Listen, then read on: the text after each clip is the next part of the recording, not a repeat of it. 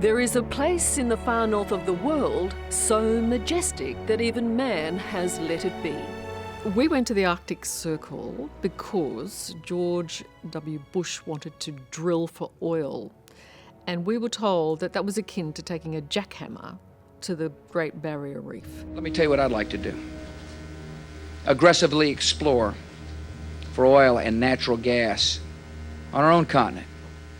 I believe we need to open up ANWR, which is in Alaska, and believe we can do so in an environmentally friendly way. It was just not what you should do. There was the migratory trail for caribou that went through there.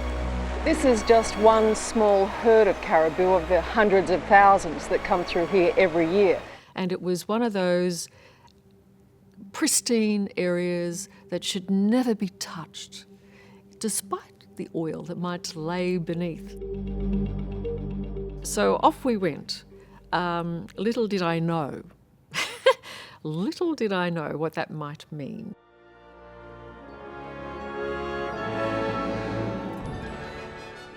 We get into this Biggles piloted Canadian Beaver and we fly off into the Never Never at Arctic Circle, and he puts us down, he says, where he can, on the tundra.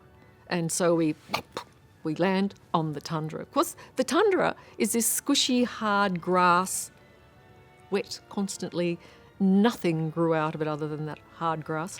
And we landed, and that was all good. And he then said, I don't know when I'll be back, but I'll try and be back in 6 days. So there we were. I was in my one-man tent, freezing, I might add. I don't care what summer's like. They say summer's arrived in the Arctic Circle, it was still bloody cold. So therein begins our adventure. It's midsummer, when the sun never sets. First thing, 24-hour daylight. I had no idea what that meant, but I know what it meant to my producer. He forgot to stop working. Go to bed in the daylight, you wake up in the daylight, it is constantly there.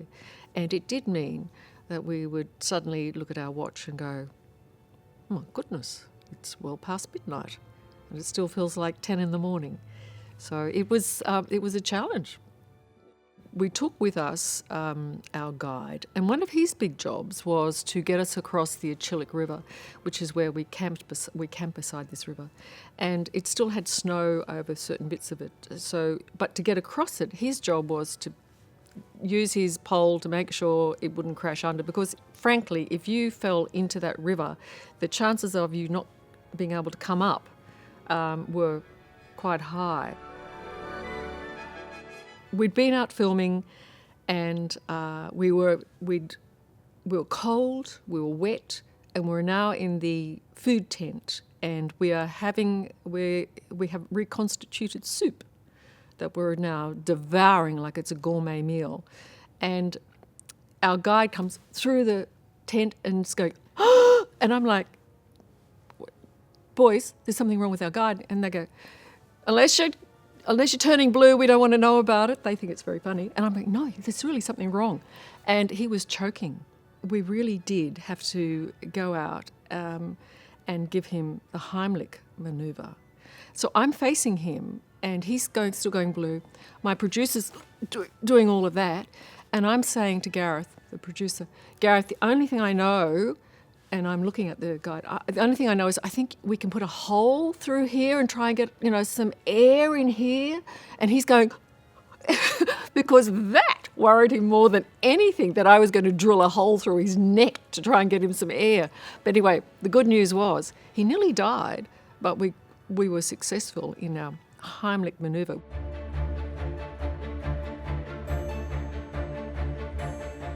There were no trees on the tundra. There are no trees on the tundra. And of course that poses the odd challenge. Good in that you can see bears, probably, and other wildlife. Bad when ablution time came. No tree to get lost on. No, had to span out. And we had an agreement. No one's to look no one was to look at all in the direction you went. This wildest of wild places is hard to get to and easy to overlook when you're thousands of kilometres to the south in Washington. When we flew out of there, we all knew that that's probably not going to be repeated. That's an adventure we probably won't have again. Because we were flooded out in our tents, all those sorts of things happened to us. I mean, everything that could happen to us did happen to us, including our guide trying to, die on us. Saving a life out there was, I'm glad we did it, but I didn't think we'd have to. It was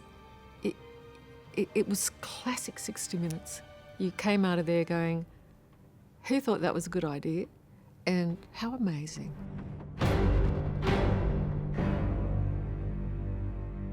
Hello, I'm Liz Hayes. Thanks for watching.